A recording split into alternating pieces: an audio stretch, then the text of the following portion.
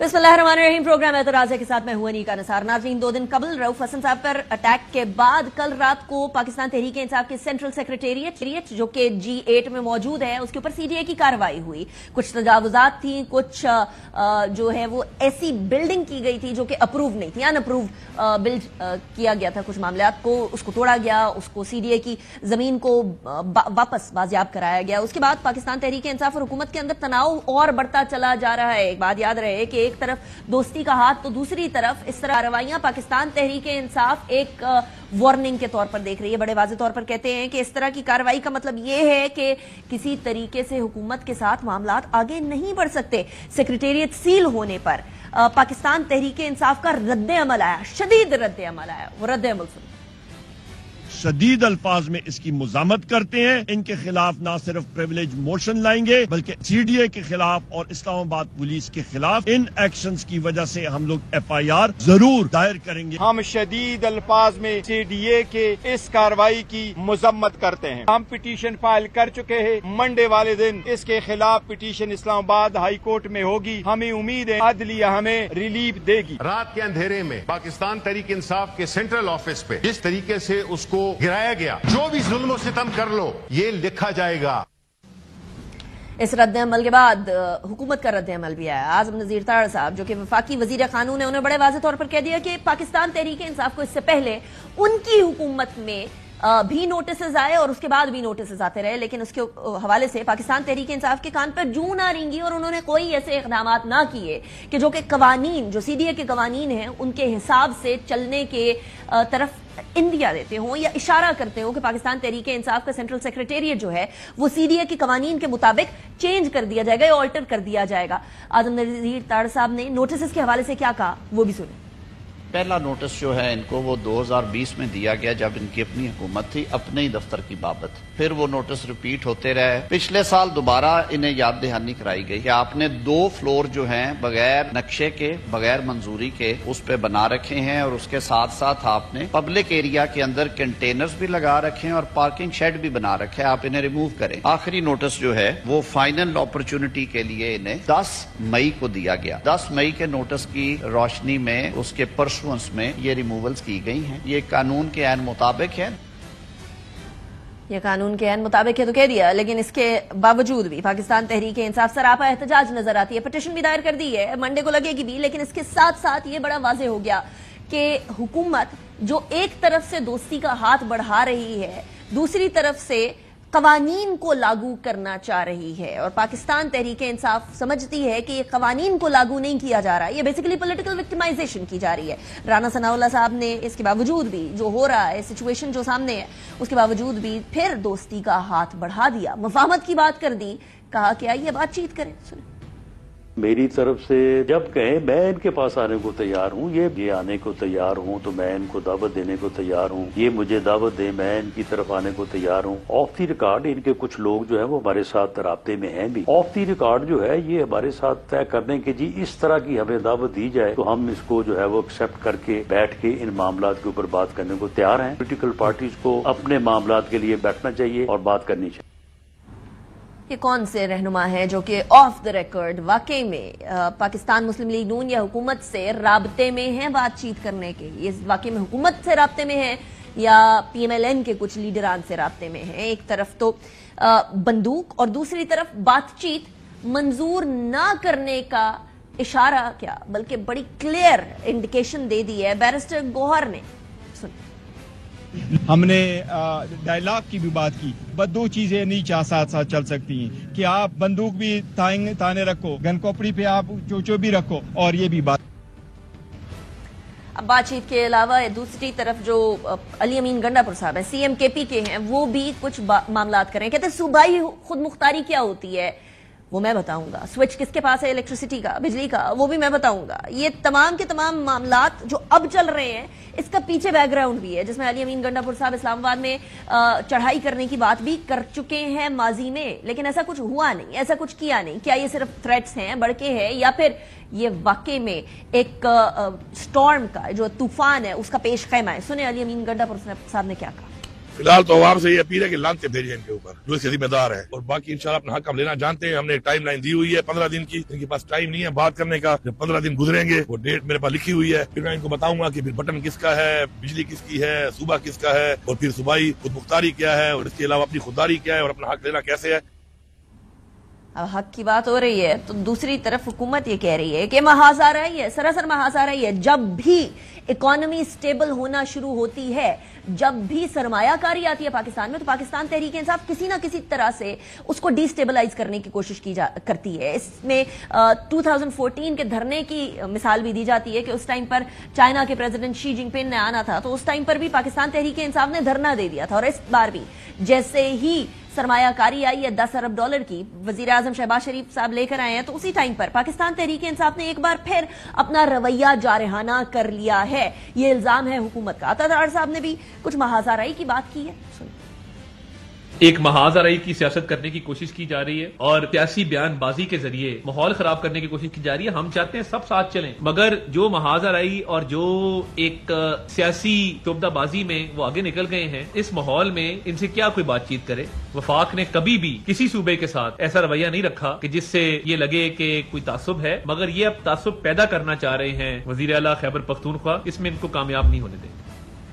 ہمارے ساتھ موجود ہیں سیگمنٹ کے لیے رانا تنویر حسین صاحب، وفاقی وزیر ہیں انڈسٹریز اینڈ پروڈکشن کے اور فوڈ سیکیورٹیز کے. رانا صاحب thank you very much for joining me in the programme. Rana صاحب سب سے پہلے یہ بتائیے گا، علی امین گنڈا پور صاحب کی سٹیٹمنٹ آپ نے سنی ہے، اس کو کس طریقے سے دیکھتے ہیں؟ میرا خیال ہے کہ یہ بس وہ آپ اس کا مزاج سمجھتے ہیں، اس کی نیچر سمجھتے ہیں، یا اس کا جس طرح کا بھی وہ چیف منسٹر ہے، وہ میرا خیال زیادہ پولیٹیکل پوائنٹ سکیورنگ اس کی ہوتی ہے، اور وہ اس طرح بڑھ کے مارتا رہتا ہے، اور اس کو نہیں چاہیے، کیونکہ اب وہ ایک ذمہ دار پوزیشن میں ہے، چیف منسٹر ہے ایک صوبے کا، اور چیف منسٹر جو ہے وہ اس کی ایک سرکاری جو پوزیشن ہوتی ہے وہ اس کے مطابق اس کا کنڈکٹ ہونا چاہیے، جو اس کی آفیشیل کیپیسٹی ہوتی ہے یا پوزیشن ہوتی ہے. تو وہ اب پرانا علی امین گنڈا پور نہیں ہے. اس کو میرا تھوڑا سا اس بات کا خیال رکھنا چاہیے کہ وہ چیف منسٹر ایک صوبے کا ہے. لیکن اسی بات کے بعد نہ بلانے کی شکایت کے بعد علی محمد خان صاحب نے بھی اس بارے میں شکایت کی کہ ایسا ایف سی کی جو ملاقاتیں ہیں، جو میٹنگز ہیں، اس کے اندر نہیں بلایا جا رہا. اب یہ خبر آتی ہے کہ جی وزیر اعلیٰ خیبر پختونخوا کو باقاعدہ طور پر سرمایہ کاری کانفرنس کی جو ایپکس کمیٹی ہے اس کے اندر بلا لیا گیا ہے، تو کیا ان کو کوئی تھریٹ کرنی پڑے گی to be called into such meetings? نہیں، مجھے تو نہیں پتا. میں تو ابھی میٹنگ سے آیا ہوں، کافی سارا دن میٹنگز ہی کرتے ہیں، اور ابھی دفتر سے آیا ہوں میں اپنے دفتر سے اٹھ کے. لیکن میرا خیال ہے اگر بلایا ہے تو کوئی نہ کوئی ضرور انٹروینشن ہوئی ہوگی، اس نے بات کی ہوگی، یا پہلے نہیں بلایا. مجھے اس کی تفصیل کا نہیں پتا، لیکن میرا خیال اگر اس کا کانڈکٹ اس قسم کا ہوگا یا فیڈرل گورنمنٹ کے ساتھ اس قسم کی کنفرنٹریشن کرے گا. ابھی دیکھیں کتنی بیوقوفی کی بات ہے کہ آپ نے بجٹ پہلے پیش کر دیا. یہ کبھی آج تک ہوا ہے کہ کوئی پروونشل گورنمنٹ اپنے بجٹ فیڈرل بجٹ سے پہلے پیش کرے؟ اور کیونکہ جو پروویژن اس میں صوبوں کی ہوتی ہے اس کے بعد اس کے مطابق وہ بجٹ اپنا بناتے ہیں اور کرتے ہیں اور پھر آگے کام چلاتے ہیں. تو میں سمجھتا ہوں کہ اس طرح کی اگر حرکتیں کریں گے تو میرا خیال یہ مناسب نہیں ہوگا، اور اس کے رزلٹ یا اس کے اثرات بھی اچھے نہیں ہوں گے. تو رانا صاحب اس کے پیچھے کیا تھاٹ ہو سکتی ہے؟ دیکھیں کے پی کے نے اپنا بجٹ سیشن سٹارٹ کر دیا، بجٹ سنا دیا. وفاق کا ابھی بجٹ آیا بھی نہیں ہے، ابھی آئی ایم ایف سے باتیں ہو رہی ہیں، ابھی ٹیکس کتنا لگانا ہے کتنا نہیں لگانا، لیوی ہٹانی ہے لیوی لگانی ہے، اس کے اوپر بات ہو رہی ہے. کے پی کے نے اپنا بجٹ سامنے پیش کر دیا. اس کے پیچھے آپ کی نظر میں مقصد کیا ہو سکتا ہے؟ میں سمجھتا ہوں وہی ایک کیا کہہ سکتے ہیں کہ ایک امیچورٹی ہو سکتی ہے، یا کچھ بیوقوفانہ حرکت ہو سکتی ہے، غیر سیاسی ہو سکتی ہے، غیر قانونی کوئی کام کے تو وہ کرتے ہی رہتے ہیں، غیر قانونی کام، غیر آئینی کام. تو یہ جو آپ نے بالکل صحیح کہا ہے کہ ابھی تو جو تخمینے ہمارے ہیں، جو ہمارا ریونیو کتنا ہوگا، کس طرح ٹیکسز لگیں گے، اس پہ رسیٹس کتنی ہوگی، اور پھر اس کے بعد جو ڈسٹریبیوشن ہے وہ کس طرح ہوگی، پروونسز کو کس طرح جائے گا، اور ہر ایک پروونسز کا علیحدہ علیحدہ تخمینہ ہوتا ہے. تو یہ ساری باتیں آپ کو پتہ ہیں. تو اس تخمینے پہ پھر آگے یہ اپنی ساری وہ بجٹ بناتے ہیں, پرپوزل جتنی ہوتی ہے, تو کس مد میں کتنے پیسے جائیں گے, کس طرح ہوگا. تو ابھی اس نے کس طرح بجٹ بنایا ہے, کس بیس پہ بنایا ہے اور کیوں بنایا ہے. ابھی فرض کریں کہ یہاں سے جو جاتی ہے وہ ریونیو ان کو جاتا ہے, وہ NFC ایوارڈ کے تحت جو بھی ان کو پیسے فیڈرل گورنمنٹ دے گی, وہ اس کے تخمینے سے جس پہ اس نے بنایا ہے بجٹ, پیش کیا بنا کے بیس کیا ہے, اس سے نہیں ملتا, زیادہ ہوتا ہے یا کم ہوتا ہے. تو پھر وہ کل کو پھر اسمبلی میں جائے گا بجٹ لے کے. اب یہ مجھے تو کوئی اس کی ویسے سمجھ نہیں. رانا صاحب ویسے اگر زیادہ ہوتا ہے تو پھر تو اور ایکسپینڈیچرز نکالے جا سکتے ہیں اور ہیڈز نکالے جا سکتے ہیں, لیکن اگر کم ہوتا ہے تو وفاق اور KPK میں تصادم کے کوئی امکانات تو نہیں آگے بڑھ جائیں گے؟ نہیں, خدا رخواستہ کیا تصادم کیا ہونا ہے. بس پولیٹیکلی میرا خیال ہے وہ, میں اب اس کی کیا ذہنی کیفیت یا اس کے بانی PTI نے کیا انسٹرکشن ان کو دی ہے, کس طرح کے ان کے پروگرام ہیں, لیکن فیڈرل گورنمنٹ ہے وہ انشاءاللہ ساری چیزوں کو ہینڈل کرے گی. اچھا, ہینڈل کرنے کی بات کر رہے ہیں رانا صاحب, تو کل رات کو ایک معاملہ ہوا جس کو PTI کے مطابق بہتر طریقے سے ہینڈل کیا جا سکتا تھا. CDA نے پاکستان تحریک انصاف کا جو سینٹرل سیکریٹریٹ ہے اس کے کچھ ایریا کو گرا دیا, اور اس سے پہلے بہت ساری نوٹسز وفاقی وزیر قانون کے مطابق پہ دیے جاتے رہے ان کو, PTI والوں کو, لیکن وہ کہتے ہیں کہ ہمیں نہیں دیے جاتے رہے, پچھلے اونر کو جو سرتاج ہے اس کو دیے جاتے رہے ہیں, سو اسی لیے ہمیں تو وہ نوٹسز ریسیو ہی نہیں ہوئے ہیں. کیا اس معاملے کو رات کے اندھیرے میں کرنے کی بجائے بہتر طریقے سے نہیں کیا جا سکتا تھا؟ یہ ایک طرف مفاہمت, ایک طرف اس طرح کی چیزیں. نہیں, میں ایک بات بتاؤں, یہ آپ ان کے دیکھیں ذرا, ان کی کیا ان کے لاجک یا کیا آرگومنٹ یا اس کی کیا بتاتے ہیں, یہ سارے یہ وجوہات کیا بتاتے ہیں کہ جی یہ پچھلا اونر تھا یا جو بھی تھا, کہ بلڈنگ اگر انکروچڈ ہے, ایک ایسی جگہ پہ بنی ہوئی ہے جو CDA کی جگہ ہے, تو اس پہ اگر آپ بنائیں گے تو CDA نوٹس ایک دیا, دوسرا دیا, تیسرا دیا, تو اس کے بعد انہوں نے تو انکروچمنٹ ہٹانی ہے, میری ہو آپ کی ہو. تو یہ گئے بگئے ایسی وہ آپریشن کرتے رہتے ہیں, چاہے وہ PTI کی ہو, چاہے PMLN کی ہو, یا کسی انڈیویجول کی ہو, یا کسی اور سرکاری ادارے کی ہو. مجھے تو پتہ ہے جب میں ایجوکیشن منسٹر تھا تو اس وقت انہوں نے قائد اعظم یونیورسٹی کا جا کے دیوار گرا دی تھی. یہ قائد اعظم یونیورسٹی کی ہماری بڑی میٹنگیں ان کے ساتھ ہوئی, CDA والوں کے ساتھ, چیئرمین کے ساتھ, PM آفس اس میں انوالو ہوا, تو انہوں نے جا کے اس کی 4 دیواری گرا دی, اور باؤنڈری وال جو ہوتی ہے اور اس کے اندر بالکل وہ انسیف ہو گئی. تو میں سمجھتا ہوں یہ چیزیں ان کو زیب نہیں دیتی. ایک طرف وہ کہتے ہیں ہم بڑی پارٹی ہیں, ہم سیاسی طور پہ ہماری بڑی پوزیشن ہے, تو پھر ان کا کنڈکٹ ایسا ہونا چاہیے جس کو اپریشیٹ عوام کرے یا تھوڑا سا بہتر سمجھے کہ ہاں یہ اچھے لوگ ہیں. تو وہ تو ہے ہی کوئی. رانا صاحب وہ تو کہتے ہیں لوگوں نے ہمیں اچھا سمجھا تبھی 70% لوگوں نے ہمیں ووٹ دیا, ہمارا مینڈیٹ آپ لوگوں نے یعنی PMLN نے چوری کر لیا. ان کا تو یہ موقف ہے. یہ گھر بیٹھ کے جو بھی کہتے رہے, لیکن جو رزلٹ ہے وہ آپ کے سامنے ہے. اس طرح تو سارے ہی گھر بیٹھ کے, میں آپ کو بتاؤں, میں جو انڈیپینڈنٹ لوگ کھڑے ہو جاتے ہیں میرے حلقے میں بھی, تو مجھے بعض اوقات ملتے ہیں کمپین کے دوران, تو میں کہتا ہوں یار آپ کیوں کھڑے ہو گئے؟ وہ کہتے ہیں آپ جیت جائیں گے. MP کے کینڈیڈیٹ یا اور ہوتے ہیں, تو میں ان کو سمجھاتا ہوں کہ یار نہیں, آپ نہیں جیتیں گے. مجھے پتا ہے ان کو کوئی غلط فہمی ہوتی ہے کہ ہم جیت جائیں گے, گھر بیٹھ کے جیت جاتے ہیں.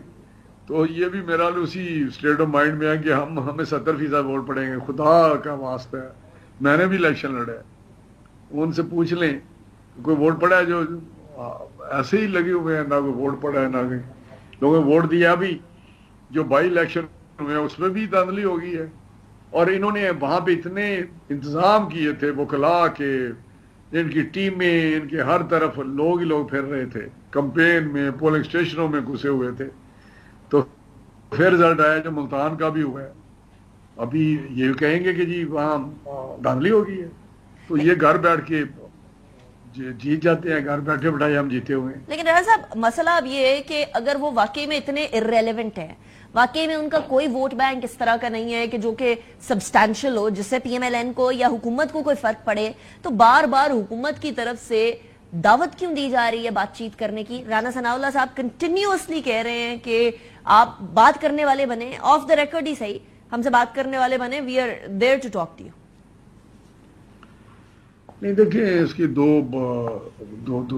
आपके क्वेश्चन के दो पार्ट हैं। एक तो ये है कि वो इतने इररेलेवेंट हैं तो हम क्यों कर रहे हैं, वो इररेलेवेंट नहीं है पॉलिटिकली, वो एक बड़ी जमात है, इसमें कोई शक नहीं कि पीटीआई एक बड़ी जमात है।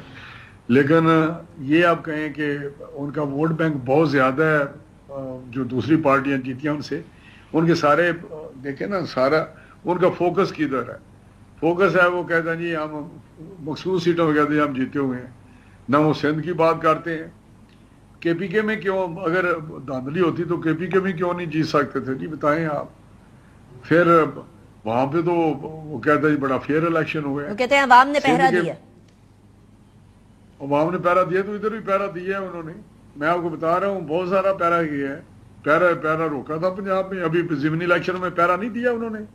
अभी क्या हो गया कि ये जिमनी, चलो बाई इलेक्शन में भी उनको अब नहीं पहरा देने दिया गया, वहां पे क्या कोई खुदा न खास्ता कोई एग्रेशन था, कोई उठाया गया लोगों को, कोई ये बातें नहीं है।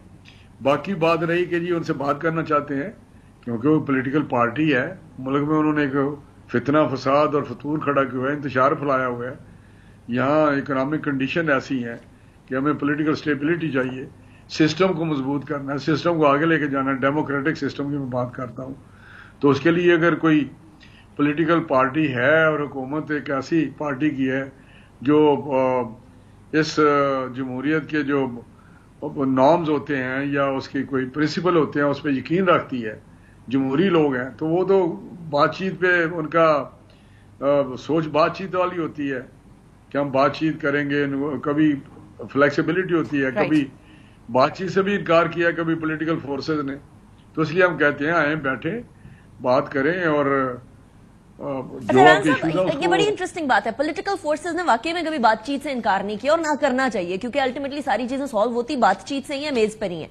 वो भी कहते हैं हम भी बातचीत करने को तैयार हैं, लेकिन चंद शरायत है, वो TORs टर्म्स ऑफ रेफरेंस होते हैं जिस तरह, उस तरह से। वो कहते हैं वो जो फॉर्म 47 और फॉर्म वाली हुकूमत है वो फॉर्म 45 के हिसाब से सारी चीजें कर ले, हमारा मैंडेट हमें वापस कर दे, जो SIC की बात है वो उनकी रिजर्व सीटें और बाकी सारी चीजें वो उनको मिलनी चाहिए जो उनका राइट है, फिर हम बात करने को तैयार है, नो प्रॉब्लम एट ऑल। नहीं देखिए मैडम, मैं आपको बताऊं, इस तरह तो नहीं होता कि आप वापस करें या फलां करें।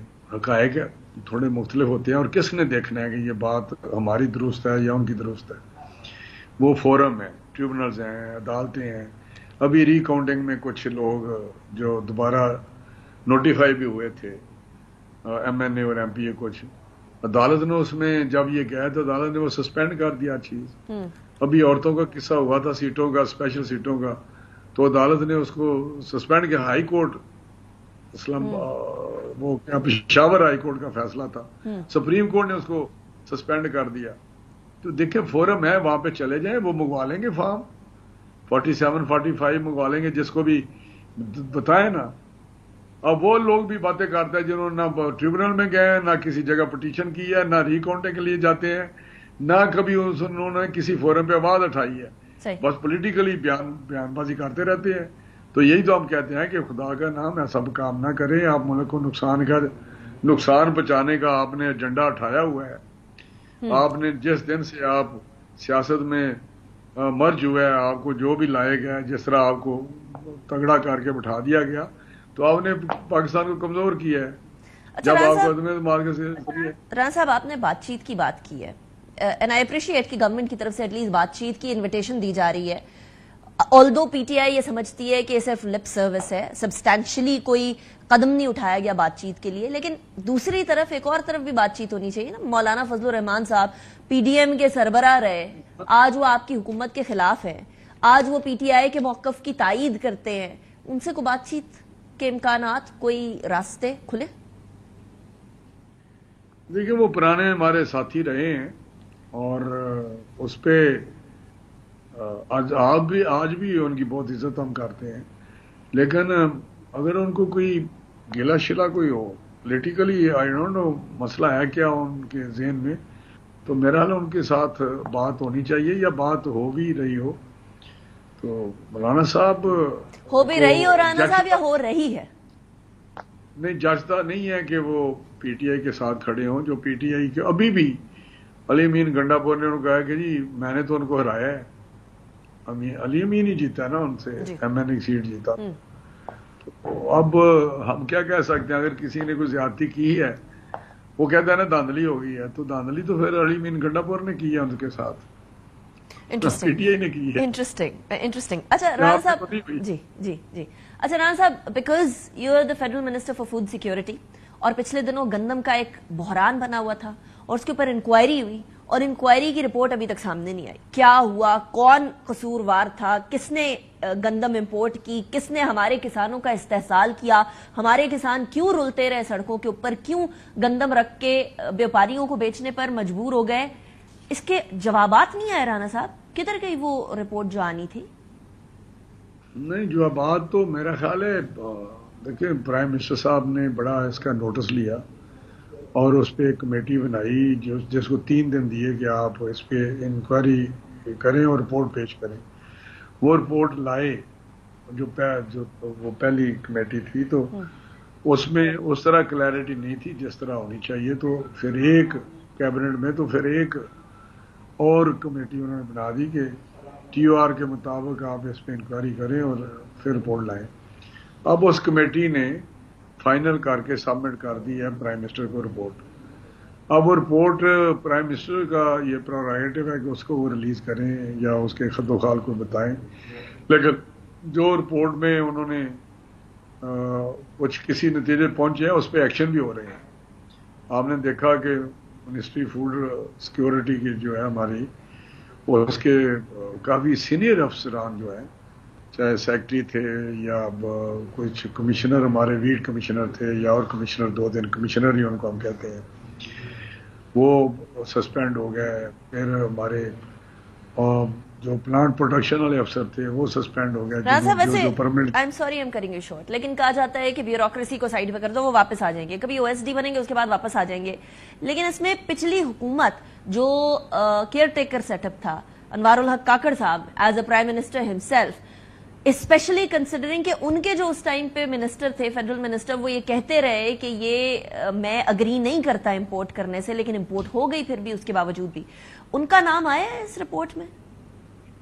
دیکھیں میری بات سنیں، اگر پروسیجر کا نہیں پتا یا اس قانون اور قاعدے کا نہیں پتا تو دیکھیں ایک چیز سامنے آئی کہ اسیسمنٹ آئی. ایک میرے پاس ایک ادارہ سمجھ لیں یا ایک اس میں ایک سیل ہے اس میں فوڈ سیکیورٹی کی منسٹری میں، جو یہ اسیس کرتا ہے کہ کسی بھی مثلا چینی ہے اس کی کتنی سرپلس ہے، کتنی شارٹیج ہے، کتنی ریکوائرمنٹ ہے، کتنی پروڈکشن ہے.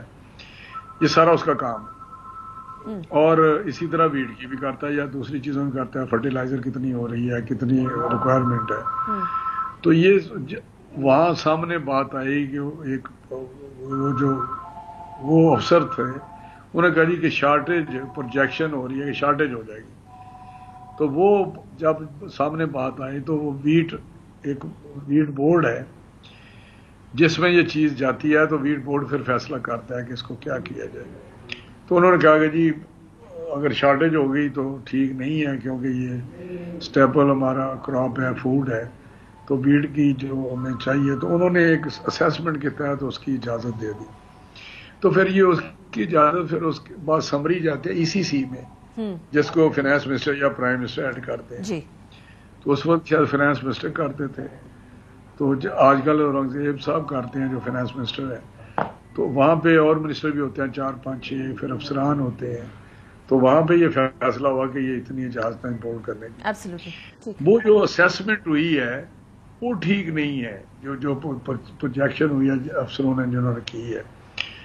تو انہوں نے اتنا میرا مائنڈ اپلائی نہیں کیا، کسی بڑا لائٹلی انہوں نے اس پروجیکشن پہ چلے گئے تو یہ چیزیں ہیں وہ سامنے آ جائیں گی. لیکن ویسے بڑی عجیب بات ہے رانا صاحب کہ ایک پرائم منسٹر کی کرسی پہ بیٹھے ہوئے شخص انوار اللہ کاکڑ صاحب وہ منسٹر کے کہتے ہوئے بھی صرف پروجیکشن کی بیسس کے اوپر کوئی چیز کر دیں. لیکن منسٹر نے کہا مجھے بتائیں نا منسٹر نے. میں آپ کو شارٹ بھیجتی ہوں رانا صاحب, ابھی میں ابھی آپ کو شارٹ بھیجتی ہوں.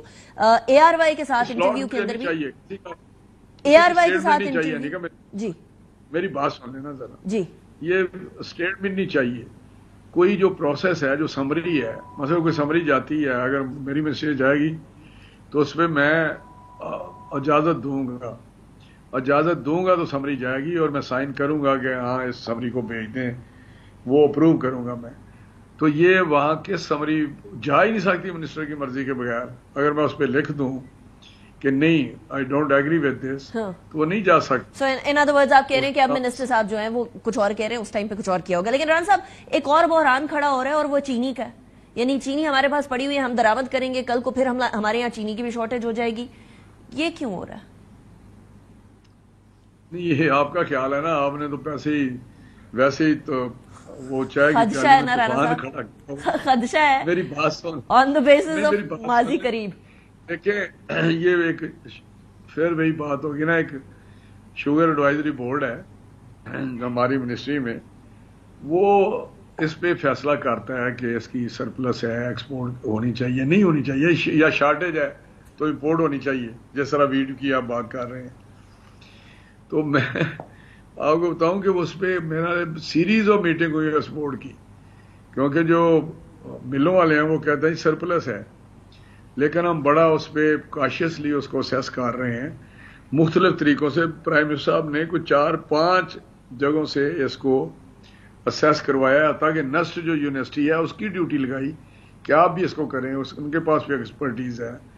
تھرڈ پارٹی آڈٹ بھی کروایا, ایف بی آر ہے, اس سے اکاؤنٹس تو پتہ چلتا ہے کہ کیونکہ وہاں سے سیل ٹیکس لیتے ہیں, سارا کچھ کرتے ہیں, ان کے پاس پورے فگرز ہوتے ہیں. ویسی بات نہیں, ابھی تک کوئی فیصلہ رانا صاحب آپ گارنٹی کر رہے ہیں کہ جو فیصلہ ہوگا آپ اس کے ساتھ سٹینڈ کریں گے اور کوئی شارٹیج نہیں ہوگی؟ پھر نہیں, فیصلہ تو میں نے کرنا ہے, ای سی سی نے کرنا ہے, اسی کمیٹی نے کرنا ہے, جیسے 5-6 وزیر ہوتے ہیں تو وہ سٹینڈ کریں گے نا اگر وہ کہیں گے کہ ہاں اتنی ضرورت ہے. باقی دیکھیں جب ایکسپورٹ کی بات ہوتی ہے نا, میں آپ کو بتاؤں انشور کریں گے کہ پرائس بڑھے نا, تاکہ اس کے سرپلس ہوگی تو تبھی ہوگی نا, اگر فیصلہ ہوا تو. رائٹ. لیکن اگر میری بات سنیں, اگر ایک جو سینٹیمنٹس ہوتے ہیں نا مارکیٹ کے, اس میں اگر یہ پتا چلے گا ایکسپورٹ ہو رہی ہے تو ویسے ہی تھوڑا سا سائیکولوجیکلی وہ ہو جاتا ہے, امپیکٹ آ جاتا ہے اور قیمت تھوڑی سی بڑھ جاتی ہے. تو یہ ایک جو ہیومن اس میں فیکٹر ہوتا ہے یا سینٹیمنٹس ہوتے ہیں. اب میں اس پہ کیا بات کروں, تو اس کو تو ہم رول آؤٹ نہیں کر سکتے, لیکن آپ کو یقین دلاتے ہیں اگر فیصلہ ہوا تو جو ایک خاص لائن ہے تو وہ ایک پرائس کا, اس سے نہیں بڑھنے دی جائے گی. وہ آپ جب سامنے چیز آئے گی, اگر فیصلہ ہوا تو پھر آپ کو سمجھ آ جائے گا mechanism. Got your point Rana Tanvir sahab, thank you very much for joining me. اللہ کرے ان سینٹیمنٹس عوام بچ کے رہے. بریک کی طرف جائیں گے, بریک کے بعد پاکستان تحریک انصاف کے علی محمد خان صاحب ہمارے ساتھ موجود ہوں گے. See you after break. Welcome back after break. Pakistan Tehreek Insaf کے سینئر رہنما علی محمد خان صاحب ہمارے ساتھ موجود ہیں. بہت شکریہ علی صاحب, آپ نے ہمیں جوائن کیا. علی صاحب سب سے پہلے بات کرتے ہیں یہ کے پی کے اور وفاق کے بیچ میں جو عجیب سا تناؤ چل رہا ہے. یوزلی وفاق بجٹ پیش کرتا ہے تو صوبے بجٹ پیش کرتے ہیں, ان کی طرف سے جو ان کا حصہ آتا ہے ان حصوں کی بنیاد کے اوپر تمام تخمینے جو لگائے جاتے ہیں بجٹ کے اندر وہ لگائے جاتے ہیں صوبوں کی طرف سے.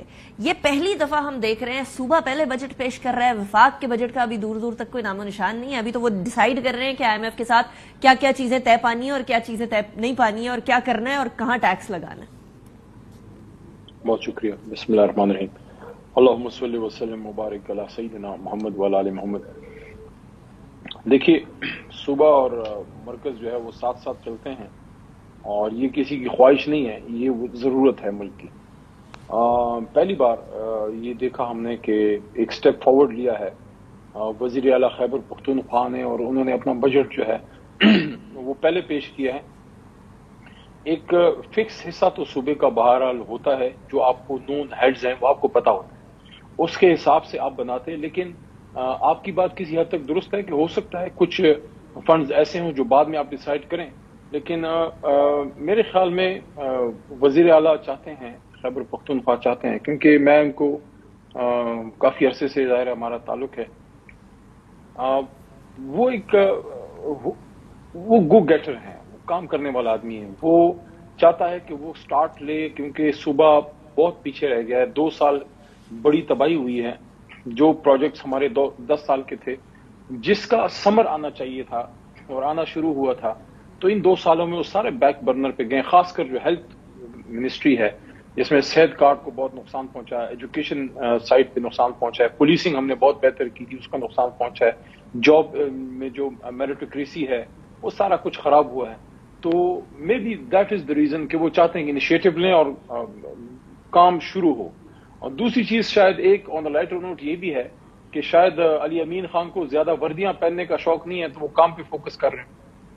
تو آپ نے ڈائریکٹ مریم نواز صاحبہ کے اوپر ہٹ کر دیا.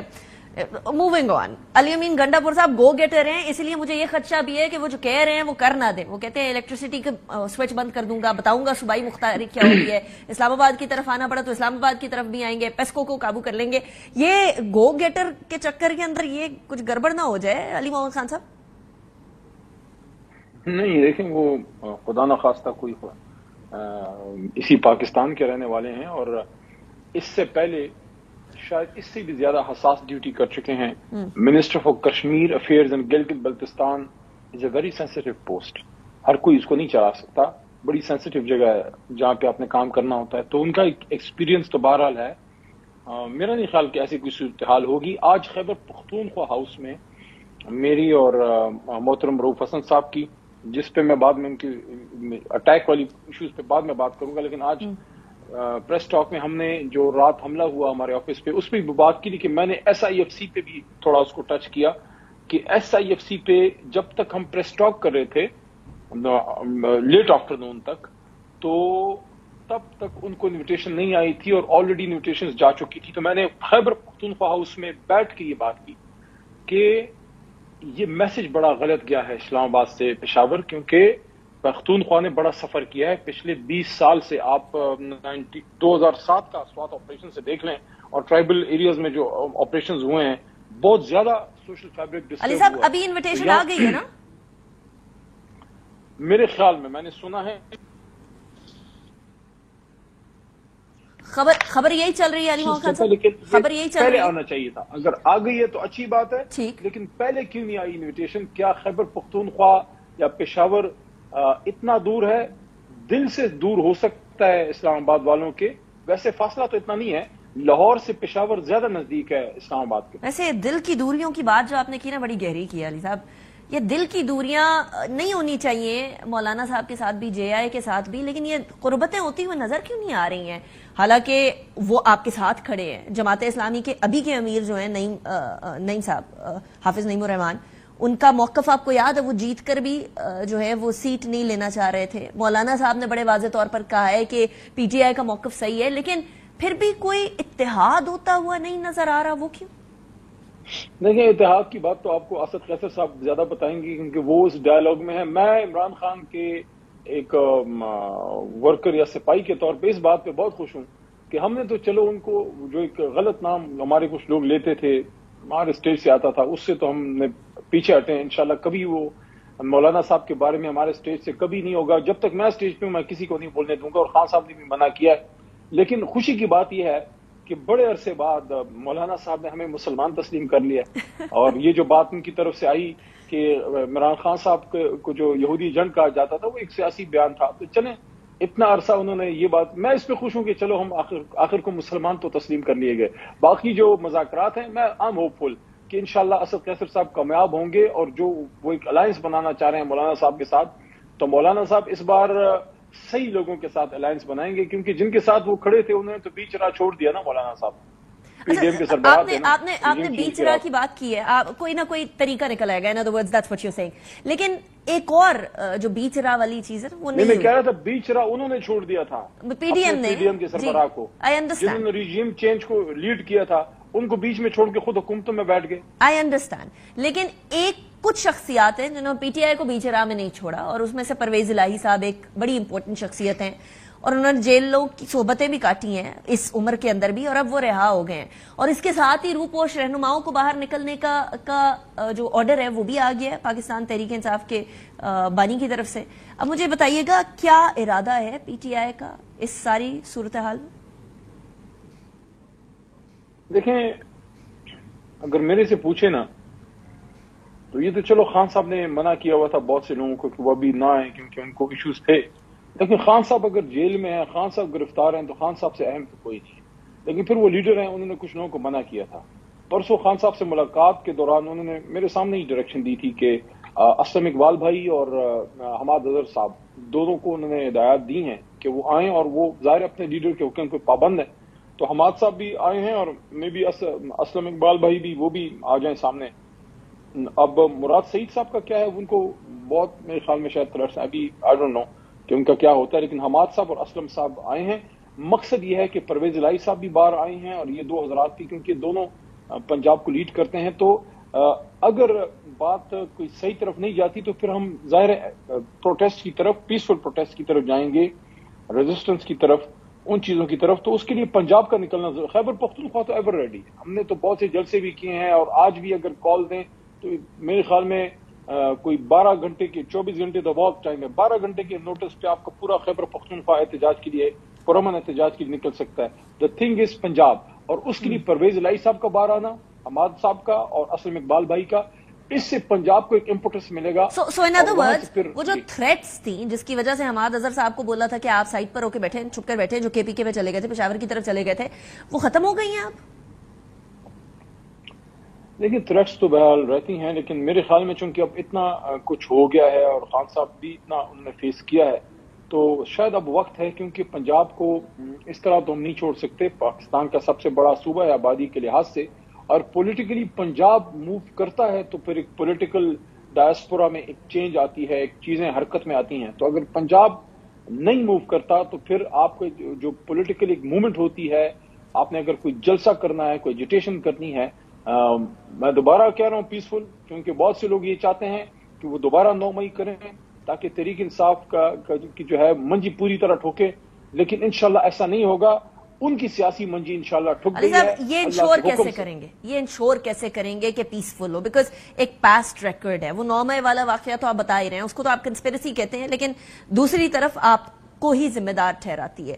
اس کے علاوہ دھرنا، اس سے پہلے جو جلسے جلوس ہوتے رہے، ہاؤ ول یو انشور اتنے سارے لوگ ہوں، پیسفل جلسہ ہو یا دھرنا ہو یا ریلی ہو، وٹ ایور اٹ از، کیسے انشور کریں گے؟ دیکھیں میرے خیال میں آپ پاکستان کی سیاست کو کافی عرصے سے کور کر رہی ہوں گی، لیکن جس زمانے میں ہم نے وزیرستان مارچ کیا تھا، maybe you student of journalism at that time, لیکن تحریک انصاف واحد جماعت ہے جس نے پاکستان میں پچھلے 15 سالوں میں، پچھلے 12-13 سالوں میں کروڑوں لوگوں کو اور فیملیز کو اور ایجوکیٹڈ کلاس کو ان کو نکالا ہے، پرامن طریقے سے نکالا ہے، اور کوئی نقصان نہیں ہوا۔ وزیرستان مارچ جب ہمیں ڈرایا جا رہا تھا کہ خودکش بمبار ہیں فلانا ہے، ہم امن کے لیے نکلے، اور میری آنکھوں کے سامنے عمران خان صاحب نے، ہم نے وہاں سفید فاختائیں اور کبوتر اڑائے، اور وہاں ہم نے ایک پیسفل میسج دیا۔ اس زمانے میں جب بہت زیادہ خطرہ، اس کے ساتھ ساتھ جب جوڈیشل موومنٹ تھی، وکلا موومنٹ تھی، اس میں عمران خان صاحب ہماری تحریک نکلی، پھر سپریم کورٹ کے لیے ہم نکلے، اس کے بعد دھرنے میں ہم 126 دن بیٹھے، پاناما میں ہم نکلے، ہم نے لاہور میں جلسے کیے، کئی بار مینار پاکستان بھرا، ہم نے کراچی میں جلسے کیے، فیصل آباد میں کیے، ہم ہر جگہ کیے۔ ایک واقعہ کوئی نہیں بتا سکتا جب وائلنٹ ہوئے ہیں۔ 9 مئی وہ انصاف کے خلاف سازش تھی، right, but it's still in the courts. لیکن علی محمد خان صاحب، اب کیونکہ آپ کو بہت ساری جگہ سے ریلیف مل رہا ہے، بہت ساری اچھی خبریں آ رہی ہیں، تو ایک خبر رات کی بھی تھی، سی ڈی اے نے سینٹرل سیکریٹریٹ پر جو ہے وہ نوٹسز دینے کے بعد، جو کہ نوٹسز سامنے بھی آ گئے ہیں، اعظم نذیر طاہر صاحب نے بھی آج کہا کہ 4 نوٹسز، ایک آپ کی حکومت میں ہوتے تھا اور ایک ابھی 10 مئی کو دیا گیا، اس کے بعد سی ڈی اے نے جو تجاوزات تھیں وہ ہٹا دی ہیں، آپ اس کو کیسے دیکھتے ہیں؟ دیکھیں، مجھے نہیں پتا آپ نے کبھی شطرنج کھیلی ہے کہ نہیں، لیکن پیادے کو نہیں پتا ہوتا کہ پیچھے ذہن میں کیا چل رہا ہے۔ یہ کل جو ہوا ہے یہ تو ہونا ہی تھا، جب اتنے مشکل حالات میں پولیٹیکل فورسز کی طرف سے مذاکرات کی بات چلی، اور میں نے قومی اسمبلی کے فلور پہ یہ کہا کہ اسپیکر صاحب آپ انشور کریں کہ پارلیمنٹ کے اندر سے ان مسائل کا حل نکلے، اور میں نے یہ نقطہ رکھا کہ خان صاحب اور اسیران کی رہائی، مینڈیٹ کی واپسی پہ کوئی عملی اقدامات لیں اور اس سے پھر مسائل کا حل نکالیں. ادھر سے رانا ثناء اللہ صاحب نے مذاکرات کی بات کی، ان کے عرفان صدیقی صاحب میرے خیال انہوں نے بات کی، اور آصف زرداری صاحب نے. آپ یہ دیکھیے کہ پچھلے ہفتے آج کے دن آپ مذاکرات پہ بات کر رہی تھی، اور 2 دن پہلے پرسوں خان صاحب کے ساتھ جب میں ملا ہوں تو ہم نے پوچھا، ہمارے ساتھ کچھ وکلاء تھے، میں بھی تھا، کیس کے دوران ہم ملے، مذاکرات پہ پوچھا تو خان صاحب نے کہا، اپنا نام نہیں لیا کیونکہ وہ کبھی اپنا نام نہیں لیتے، انہوں نے کہا کہ اسیران کی رہائی اور مینڈیٹ کی واپسی پہ بات ہو سکتی ہے. تو جب اس طرح کا ماحول تھا اور مذاکرات کی طرف بات چل رہی تھی کہ پیسفلی یہ پولیٹیکل سولوشن نکلے، خان صاحب بھی باہر آئیں، مینڈیٹ کی بھی واپسی ہو، جمہوریت کی گاڑی چلے، تو آپ مجھے بتائیں ہمارے مین ممبر کے گلے پہ اٹیک کرنا اور ہمارے دفتر ہیڈ کوارٹر پہ اٹیک کرنا، اس کا کیا مطلب ہے؟ اس کا مطلب یہ ہے کہ کچھ لوگ نہیں چاہتے کہ ایسا ہو اور معاملات حل ہوں. یہ تو بڑی معمولی، یہ تو بچوں والی باتیں، یہ فلانا ہو گیا تو یہ انکروچمنٹ ہو گئی، یا ان کو نظر آئی ہیں اور رات کے 12 بجے نظر آئی ہیں، یہ دن کی روشنی میں نظر نہیں آ رہی. Got your point. ٹائم ختم ہو گیا، but we'll discuss it another point as well. بہت ساری اور چیزیں بھی ہے ڈسکس کرنے کو. علی محمد خان صاحب، thank you very much for joining me in the programme. Break کی طرف جائیں گے، اس کے بعد کی بات کریں گے. Welcome back after the break. Gaza کے اندر رفح میں ابھی بھی بمباری چل رہی ہے اسرائیل کی، ڈسپائٹ دا فیکٹ کہ انٹرنیشنل کورٹ آف جسٹس میں 13-2 کی اکثریت سے بمباری روکنے کا اور یہ جو ظلم ہے اس کو روکنے اور تحقیقات کا فیصلہ سنا دیا گیا ہے. آج انٹرنیشنل کورٹ آف جسٹس نے آرڈر کیا ہے کہ اسرائیل فوری طور پر یہ بمباری رفح کے اندر روکے، سیز فائر کرے، لیکن ابھی تک ایسا کچھ نہیں ہوا. نادر الترک ہمارے ساتھ موجود ہیں، ڈیپٹی ہیڈ آف مشن ہے فلسطین کے پاکستان میں. بہت شکریہ ایکسلنسی، آپ نے ہمیں جوائن کیا. Excellency, how you see this decision that the ICJ international court of justice has given with the directives to Israel to stop bombarding Rafah? Thanks a lot for giving me the opportunity to be your guest tonight. Actually, the Israelis' history since 1948 until now, they are not obey any kind of international resolution, not obey and respect an international law. They only accept the international resolution to establishing their own state over our stolen homeland in 1948. After that, they stopped follow any kind of international resolution, stopped to obey or respect any resolution in favor of Palestinian and Palestinian people. We hope so this time, because as you know, this court actually was establishing in favor of the Jew. After the genocide against the Jewish people was created by Nazi during the Second World War. And the genocide, it is the crimes against humanity, need to be obeyed, need to be, the order of the court is need to be respected and accepted by all the nations, by all the countries. No one has the power to ignore it. But there is only one solution for Israelis to run away from this order if the Americans used veto in Security Council when this decision going to be for voting in the Security Council of United Nations. This is an important point, so the Americans understand once forever that there is duties as a superpower country, as a member of the Security Council, not to supporting the crimes of the Israelis, not to support apartheid system, not supporting ethnic cleansing and genocide created by Israelis against the Palestinian people. Their duties is to keep security and peace for all the humanity. This is the rules of United Nations, and this is their duties as a member of Security Council. If they keep ignoring that, this is going to make all the world, all the nations stop obey, stop following the orders of the international law, and this is going to take humanity for mysterious future full of genocide, full of crimes, full of circles of blood, which will make Thank you very much, a very Excellency. bad future for Thank you very much, Excellency, for joining me in the program. Nader Al-Turk, Deputy Head of Mission فلسطین ہمارے ساتھ موجود تھے. ایک بات یاد رہے کہ جینوسائیڈ کا